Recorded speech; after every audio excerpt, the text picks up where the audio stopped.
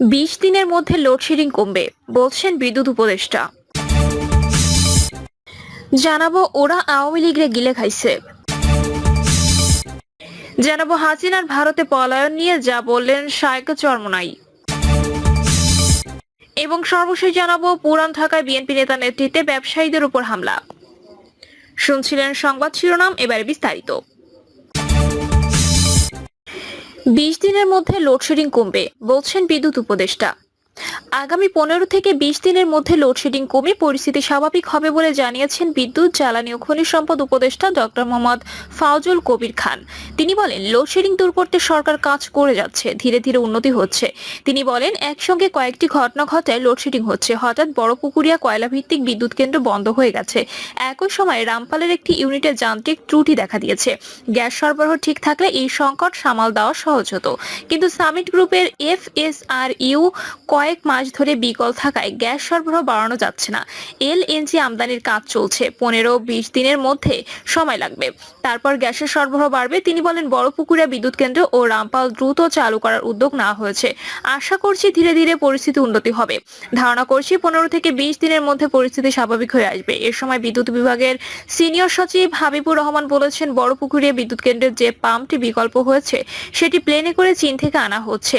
রোববারের মধ্যে চালু হয়ে যাবে। রামপাল বিদ্যুৎ কেন্দ্রের বিকল ইউনিট দ্রুত চালুর উদ্যোগ নেওয়া হচ্ছে। ভারতীয় কোম্পানি আদানি গ্রুপের পাওনা প্রসঙ্গে তিনি বলেন, এখানে অর্থের সংকট নেই। আমরা সোনালী ব্যাংকে 100 মিলিয়ন টাকা দিয়ে দিয়েছি, তারা ডলারের অভাবে দিতে পারছে না, আমরা আরো টাকা দিতে পারি। আশা করি আদানির বিদ্যুৎ পেতে কোনো সমস্যা হবে না।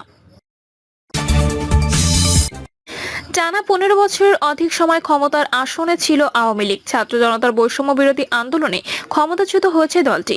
এত বছর ক্ষমতায় থাকার সুবিধা নিয়ে সংগঠনকে শক্তিশালী করার কথা থাকলেও তা না করে ব্যক্তিকে গুরুত্ব দিয়েছিল দলটির শীর্ষ নেতারা। ক্ষমতা হাতে গোনা কয়েকজনের কাছে কুক্ষিগত থাকায় মূল্যায়ন করা যায়নি দলের ত্যাগী নেতাকর্মীদের। এই কারণে দুঃসময়ে কাউকে পাশে পাচ্ছে না দেশের সবচেয়ে পুরনো রাজনৈতিক দলটি। মুষ্টিমেয় নেতার কারণে অবহেলিত ছিলেন দলটির কেন্দ্রীয় কমিটির অধিকাংশ নেতা। হঠাৎ ক্ষমতাচ্যুতির জন্য দুর্নীতিবাজ আর দুর্বৃত্তায়ন নেতাদের দুষছেন আওয়ামী লীগের অনেক কেন্দ্রীয় নেতা। আওয়ামী লীগের একাধিক দায়িত্বশীল সূত্র জানায়, নানা কৌশলে দীর্ঘদিন টানা ক্ষমতায় থেকে যেতে পারে দলের ত্যাগী নেতাকর্মীদের সঠিক মূল্যায়ন করা হয়নি। মূল্যায়ন করা ছাড়াই যেহেতু সব ঠিকঠাক চলছিল, তাই এদিকে গুরুত্ব দেওয়া হয়নি, বরং ব্যবসায়ীদের দিকে ঝুঁকি যাওয়ায় প্রবণতা দেখা গেছে দলটির নীতি নির্ধারণী পর্যায়ে। প্রতিটি জাতীয় নির্বাচনের 60% বেশি সংসদ সদস্যের চেয়ার ছিল ব্যবসায়ীদের জন্য বরাদ্দ। যেখানে টাকাওয়ালা পাওয়া গেছে তাকে মনোনয়ন দেওয়া হয়েছে। জেলা পরিষদ, সিটি কর্পোরেশন থেকে শুরু করে ইউনিয়ন পর্যায়ের মনোনয়ন বাণিজ্য হয়েছে। বাদ পড়েছেন দীর্ঘদিনের ত্যাগী নেতারা। আবার এমপি কিংবা মন্ত্রীর আত্মীয়রাও বাগিয়ে নিতেন উপজেলা বা ইউনিয়ন চেয়ারম্যানের মনোনয়ন। সব জায়গায় আত্মীয়করণের প্রবণতা ছিল প্রবল। আত্মগোপনে থাকা আওয়ামী লীগের কয়েকজন কেন্দ্রীয় নেতার সঙ্গে কথা বলে ঢাকা পোস্ট। সেই তালিকায় রয়েছেন যুগ্ম সাধারণ সম্পাদক, সাংগঠনিক সম্পাদক সহ বেশ কয়েকজন সম্পাদক মণ্ডলীর সদস্য। তারা কেউ ঢাকায় অবস্থান করছেন, আবার কেউ দেশের বাইরে। তাদের মধ্যে একজন সাংগঠনিক সম্পাদক ঢাকা পোস্টকে বলেন, ওরা দেশটা গিলে খাইছে, ওরা আওয়ামী লীগরাই গিলে খাইছে, আমাদের কথা শুনে নাই, আমার সঙ্গে কারো যোগাযোগ নাই, এখন রাজনীতিতে নাই, দেখি তারা কি করে, যারা আছে তারা দল চালাক, ওরা কারা? এমন প্রশ্নের জবাবে আওয়ামী লীগের ওই নেতা বলেন, আওয়ামী লীগের একটি কেন্দ্রীয় কমিটি ছিল, সেটি নামে মাত্র ছিল। কমিটিকে এক সাইডে রেখে সবকিছু নিয়ন্ত্রণ ছিল কয়েকজনের হাতে। তাদের মধ্যে সাবেক প্রধানমন্ত্রী শেখ হাসিনার বেসরকারি শিল্প ও বিনিয়োগ বিষয়ক উপদেষ্টা সালমান এফ রহমান, কেন্দ্রীয় আওয়ামী লীগের সদস্য মোহাম্মদ এ আরাফাত, সাবেক বিদ্যুৎ ও জ্বালানি প্রতিমন্ত্রী নসরুল হামিদ বিপু ও সাবেক তথ্য প্রযুক্তি প্রতিমন্ত্রী জুনায়েদ আহমেদ পলক ছিলেন ক্ষমতা চর্চার কেন্দ্রে। তারাই আওয়ামী লীগকে পরিচালনা করেছে। অনেক বিষয়ে তারা জানতেন, কিন্তু দলের সাধারণ সম্পাদক ওবায়দুল কাদের জানতেন না। এরা দলের হাইকমান্ডকে দেশের সঠিক পরিস্থিতি বা সঠিক তথ্য দিত না। সে কারণে আজ আওয়ামী লীগের এমন করুণ পরিণতি। আওয়ামী লীগের একজন যুগ্ম সাধারণ সম্পাদক নাম প্রকাশ না করার শর্তে বলেন, আওয়ামী লীগের কেন্দ্রীয় কমিটির আকার ছিল 81 সদস্য বিশিষ্ট, কিন্তু এখানে কয়েকজন সক্রিয় রাজনীতিবিদ ছিলেন। এমনও আছে যাদের দেশের মানুষ চেনেই না। প্রশ্ন হলো, আওয়ামী লীগের মতো দলে কেন অপরিচিত বা অরাজনৈতিক ব্যক্তিকে ভেড়াতে হবে? তারা কি দলের দুর্দিনে থাকবে? এখন দেশে তারা কিন্তু নেই। আমরা দলে থাকলেও দলের মধুটা কিন্তু ওনারাই খেয়েছেন। সরকার পরিচালনা থেকে শুরু করে সবকিছুতেই তারা সামনের সারির লোক। প্রতিটি ক্ষেত্রেই তারা বাড়াবাড়ি করেছে। তিনি আরো বলেন, আওয়ামী লীগের একটি উপদেষ্টা মণ্ডলীর কমিটি রয়েছে, সেখানে অনেক অভিজ্ঞতার নেতা ছিলেন। করোনা মহামারী আগ পর্যন্ত নেত্রী তাদের কাছ থেকে পরামর্শ নিতেন। পরবর্তীতে হাইব্রিডটা নেত্রীর আশপাশে ভিড়তে থাকে, তাকে সিনিয়রদের কাছ থেকে আলাদা করে ফেলে। নেত্রীর আশপাশে সিনিয়ররা থাকলে এমন আন্দোলন মোকাবিলা করা কোনো বিষয় ছিল না। আমার কাছে মনে হয় সঠিক তথ্যটা নেত্রী পাননি। 1949 থেকে 2024 সাল অনেক চড়াই উতরাই পেরিয়ে প্লাটিনাম জয়ন্তী পালন করেছিল বাংলাদেশ আওয়ামী লীগ। কেটে গেছে দলটির সংগ্রামী পথ চলার 75 বছর। পালা বদল রয়েছে নেতৃত্বের, পরিবর্তন হয়েছে নামেরও। 75 বছরের রাজনৈতিক দলটি স্বাধীন বাংলাদেশের জন্য এনে দিয়েছে অনেক কিছু। ভাষা আন্দোলন, 6 দফা, 70-এর নির্বাচন ও মুক্তিযুদ্ধে নেতৃত্ব দিয়েছে দলটি। এত অর্জনের পরও দলটির ভিত নিয়ে প্রশ্ন থেকে গেল। যে আদর্শ নিয়ে দলটি জন্ম হয়েছিল, বর্তমান বাস্তবতার সঙ্গে সেই আদর্শের মিল পাওয়া কঠিন। এত পুরনো একটি রাজনৈতিক দল ছাত্র আন্দোলনের মুখে এভাবে ভেঙে চুরমার হয়ে গেল। ছাত্র জনতার আন্দোলনে কেন দলের হাইকমান্ড থেকে শুরু করে সব নেতাকর্মীকে আত্মগোপনে যেতে হলো, সেটিও ভাবনার বিষয় বলে মনে করছেন দলটির কেন্দ্রীয় নেতারা। দীর্ঘদিন টানা ক্ষমতায় থাকায় দলের ত্যাগী নেতাকর্মীদের সঠিক মূল্যায়ন করা হয়নি, বরং ব্যবসায়ীমুখী প্রবণতা দেখা গেছে দলটি নীতি নির্ধারণী পর্যায়ে। প্রতিটি জাতীয় নির্বাচনের 60% উপরে সংসদ সদস্যের চেয়ার ছিল ব্যবসায়ীদের জন্য বরাদ্দ। যেখানেই টাকাওয়ালা সেখানে দেওয়া হয়েছে মনোনয়ন। জেলা পরিষদ, সিটি কর্পোরেশন থেকে শুরু করে ইউনিয়ন পর্যায়ের মনোনয়ন বাণিজ্য হয়েছে। সেখানে বাদ পড়েছে দীর্ঘদিনের ত্যাগী নেতার। আবার এমপি কিংবা মন্ত্রীর আত্মীয়রাও ভাগিয়ে নিতেন উপজেলা ও ইউনিয়ন চেয়ারম্যান মনোনয়ন। সব জায়গায় আত্মীয়করণের প্রবণতা ছিল প্রবল।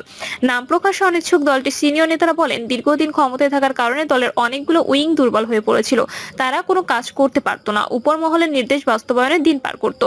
সেসব উইং এর যে নিজস্ব কিছু কাজ আছে সেগুলো ভুলে গিয়েছিল। সরকার পতনের 1 মাস পেরিয়ে গেল, অথচ এই সময়ের মধ্যে সংগঠনের পক্ষ থেকে একটি বিবৃতিও দেওয়া গেল না। এতেই প্রমাণিত হয় উইংগুলো কাজের যোগ্যতা হারিয়েছে। এখন দলটাকে পুনর্গঠন করতে হবে। ব্যক্তি বিশেষে দলীয় সিদ্ধান্ত নেওয়া যেতে পারে। রাজনীতিতে অভিজ্ঞতার অবহেলিত না করে কাজে লাগাতে হবে। আওয়ামী লীগকে সক্রিয় করতে হবে, তৃণমূলকে সক্রিয় করতে হবে। আওয়ামী লীগের একাধিক সম্পাদক মণ্ডলীর সদস্য বলেন, এখন তো দলকে পুনর্গঠন করার মতো সময় নয়, কিন্তু তারপরও দলকে পুনর্গঠন করতে হবে। যাদের কারণে আজ এমন পরিণতি, তাদের চিহ্নিত করতে হবে। আপাতত নেতাকর্মীরা নিরাপদে থাকুক, সময় ও পরিস্থিতি বুঝে দলকে গোছাতে হবে। হাসিনার ভারতে পলায়ন নিয়ে যা বললেন শায়খ চরমোনাই। ইসলামী আন্দোলন সিনিয়র নায়েবে আমির মুফতি সৈয়দ মোহাম্মদ ফয়জুল করিম শায়খ চরমোনাই বলেন, ক্ষমতা ছেড়ে ভারতে পালিয়ে গিয়ে সেখানে আশ্রয় নিয়েছেন সাবেক প্রধানমন্ত্রী ও আওয়ামী লীগ সভাপতি শেখ হাসিনা। এতে ভারতের সঙ্গে বাংলাদেশের সম্পর্ক কোন দিকে যাবে বলে মনে করেন? জবাবে তিনি বলেন, এর ফলে কিছুটা হলেও সম্পর্কে ক্ষয়িষ্ণু ভাব সৃষ্টি হবে, তাতে কোনো সন্দেহ নেই। ইসলামী আন্দোলন বাংলাদেশের আগামী দিনের লক্ষ্য কি, এমন প্রশ্নের জবাবে তিনি বলেন, আমাদের লক্ষ্য কল্যাণময় রাষ্ট্র, যে রাষ্ট্র হবে প্রতিটি মানুষের। জামায়াতে ইসলামীর সঙ্গে আপনাদের মতাদর্শগত বিরোধ রয়েছে, এটা কি ঠিক? জবাবে মুফতি সৈয়দ মোহাম্মদ ফয়জুল করিম বলেন, তাদের সঙ্গে আমাদের মতাদর্শগত বিরোধ এটা শুরু থেকেই, এখনো আছে। শুধু আমাদের সঙ্গেই নয়, আরো অনেকের সঙ্গেই তাদের আদর্শগত মতবিরোধ রয়েছে। জামায়াতে ইসলামীর নেতৃত্ব নিয়ে আমাদের অনেক প্রশ্ন আছে। 1971 সালে তাদের ভূমিকা নিয়ে প্রশ্ন আছে, আকীদার প্রশ্ন আছে। এছাড়াও ওলামায়ে কেরামার মতামতের সঙ্গে জামায়াতের শীর্ষ নেতা মওদুদী সাহেবের যে মতামত, তা নিয়ে মতবিরোধ রয়েছে। কওমি পীর মুরিদ এসব ইস্যুতেও জামায়াতে ইসলামীর সঙ্গে মতবিরোধ রয়েছে। জামায়াতে ইসলামী বিভিন্ন রাজনৈতিক দলকে নিয়ে নয়া জোট বা মোর্চা গঠনের উদ্যোগ নিয়েছে। আপনারা কি এরকম কিছু করবেন? জবাবে তিনি বলেন, আমরা জামায়াতে ইসলামীর আরো অনেক আগে থেকে এই উদ্যোগ নিয়ে কাজ করছি। শায়খ চরমোনাই বলেছেন, 1971 সালের পর থেকে আজ পর্যন্ত যারা ক্ষমতায় ছিল, কেউই এই জাতির আশা আকাঙ্ক্ষার প্রতিফলন ঘটাতে পারেনি। দুর্নীতি, দলীয়করণ, দুঃশাসন উপহার দেওয়া সহ দেশ পরিচালনায় তারা পুরোপুরি ব্যর্থ হয়েছে। এর কারণ হচ্ছে শাসক পরিবর্তন হয়েছে, কিন্তু নীতি ও আদর্শের কোনো পরিবর্তন হয়নি। আমরা তাই শুধু নেতা নয়, নীতিরও পরিবর্তন চাই। তিনি আরো বলেন, ধরুন একজনের নাম এ, আরেকজনের নাম বি, আরেকজনের সি, তিনজনেরই চরিত্র একই রকম। বহু রক্তপাত আর আন্দোলন সংগ্রাম করে এ কে ক্ষমতা থেকে হটালাম, বসলো ক্ষমতায় বি। সেও চুরি ডাকাতি করলো, দুর্নীতি দলীয়করণ করলো, এরপর আবার আন্দোলন সংগ্রাম করে বি কেও ক্ষমতা থেকে সরালাম, এবার ক্ষমতায় বসলো সি, সেও ক্ষমতায় গিয়ে একই কাজ করলো। তাহলে তো কোনো লাভ হলো না। কেন লাভ হচ্ছে না? এর কারণ হচ্ছে আমাদের এখানে দল এবং ব্যক্তির পরিবর্তন হয়েছে, কিন্তু নীতি আদর্শের কোনো পরিবর্তন হয়নি। যেমন থানার একজন ওসির পরিবর্তন হয়, ডিসি এসপি বদল হয়, আমরা বদল হয়, কিন্তু ঘুষ, দুর্নীতি, দলীয়করণ এবং অনিয়মের বদলি হয় না, এটা থেকেই যায়।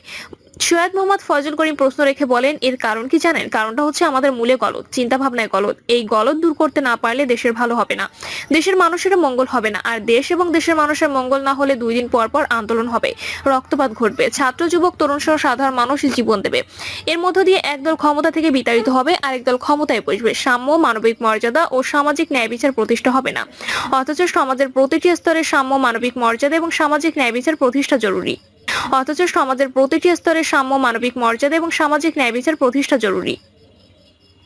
প্রিয় দর্শক, এই ছিল এখনকার সর্বশেষ সংবাদ। আপডেট সব সংবাদ পেতে চ্যানেলটি সাবস্ক্রাইব করে বেল আইকনটি ক্লিক করে রাখুন।